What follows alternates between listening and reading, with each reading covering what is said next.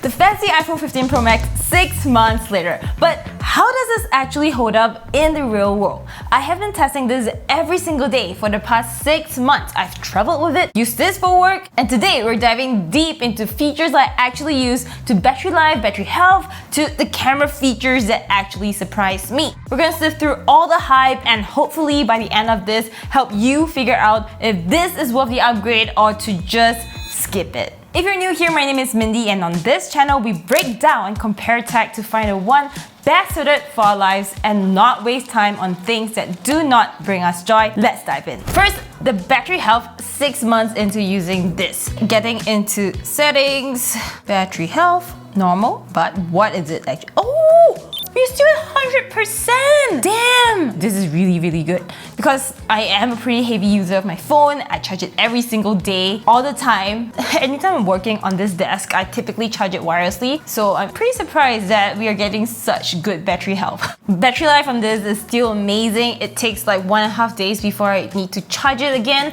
Compared to my previous iPhone 14 Pro Max, battery life was maybe a tiny upgrade. I barely felt the difference, but compared to the 13 Pro that I was using 2 years ago, this was a major upgrade. Speaking of upgrades, here are the main upgrades of the iPhone 15 Pro Max. Mainly we have USB-C, action button, titanium design, but here are the ones that I actually use and love. Let's start with USB-C. Switching to USB-C, everything has been life-changing. One less cable for you to worry about, available almost everywhere, especially when you need to borrow it. I love that I can use USB-C to fast charge my Mac and then use the exact same cable to fast charge my iPhone. Apple really should have done it sooner. But one problem, the cases. Some cases make the USB-C cutout way too small. I actually use Nomad's super durable Kevlar cables, but I just can't fit into the cutout in Apple's fine woven case. So every time I charge my phone with that cable, I have to remove the case. That's why I really like this new cable I've been testing out. It's from Magtame. They sent it over for free. I'm not paid to say this, but I love it. The magnets make it so neat. They feature fast charging, and best of all, it fits my cases. Solves all my problems.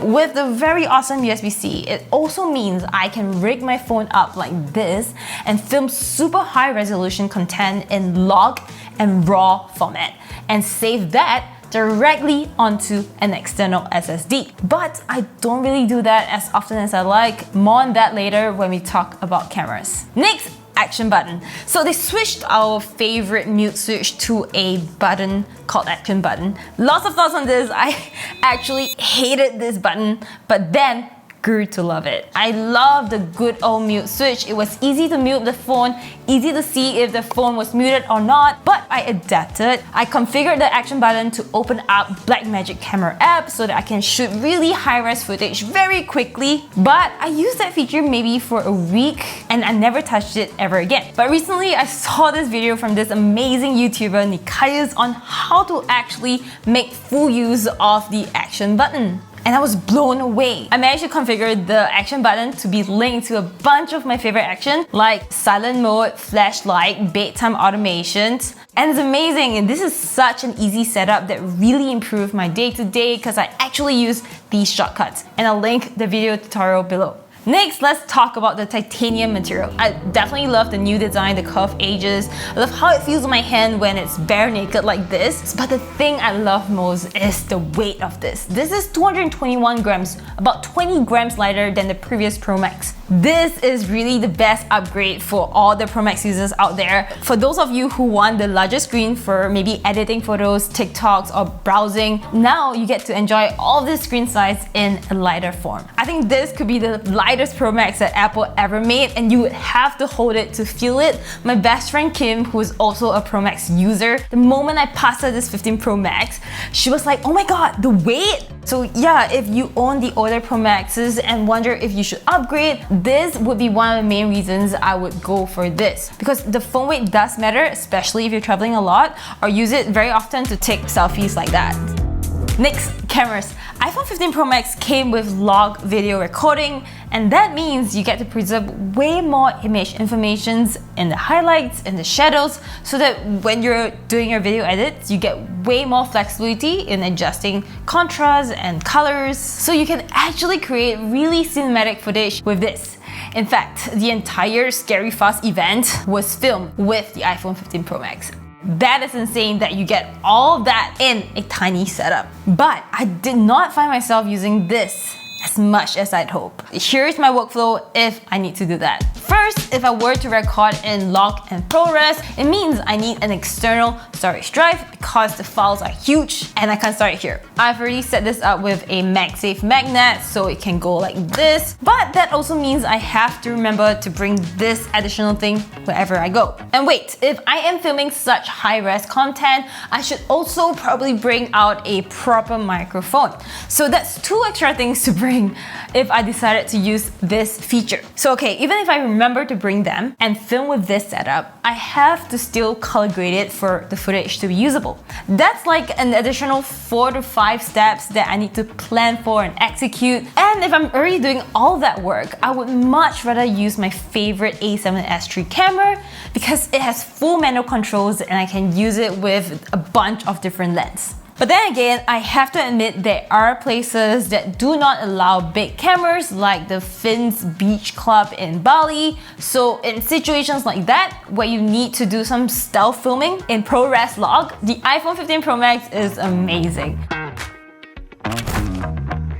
When I finally color graded all the footage, I was just blown away that all that was actually filmed with the iPhone. And this feature would have been really awesome when I first started YouTube and relied on my iPhone to film every single thing. So if you are thinking of starting a YouTube channel and have not invested in a camera, this setup would be great. The quality of ProRes log footage is just mind-blowing, and you get to learn a little bit about color grading. On the topic of cameras, what I actually found most useful was the 5x optical zoom. And I know there are other smartphones that already have 100x zoom, 20x zoom, and iPhone's just late to the game as always. But the thing is, I just never thought that I would actually use the 5x zoom until I traveled and realized that hey, 5x zoom actually opened up a whole new angle for me to play with. I think 5x is like just nice for me. Anything more than 5x zoom, I think I would find it hard to stabilize it or have it focus on just that one subject.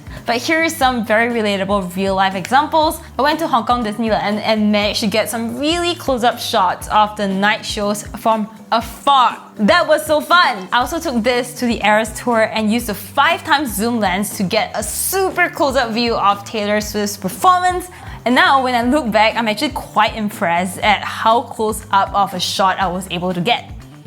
The camera that I probably use the most and the one that I love is the 0.5x camera, but sadly, there was no spec upgrade from 14 Pro Max to 15 Pro Max. The ultra wide angle shot definitely needs a lot more work, and I kinda wish Apple had a little display, maybe here at the back, so that we kind of know what we're filming when we're using the cameras at the back. The selfie cameras also didn't receive any updates, and here is my official request to Apple to upgrade it. We definitely need a wider field of view so that we can take wider selfies. Thank you, Apple. Oh, and hey, one more tip. I realize not a lot of people know this. If you want to improve your camera quality without getting a new phone, simply change video recording to 4K. I think Apple has it set default to HDR on, but if you turn off HDR, you actually save storage space and get very nice upgrade to your video quality. Let me know if it helps. Now, the most important question, is this worth the upgrade and who should get this? If you're coming from the 14 Pro Max, I would really skip the iPhone 15 Pro Max because upgrades are just so minor, you can barely feel it. I think we're really lucky to be in this time where smartphones are just so good that it kind of reached its peak. It kind of reminds me of this graph, the marginal utility of happiness. Applying that to tech, it's like the phone upgrades every single year are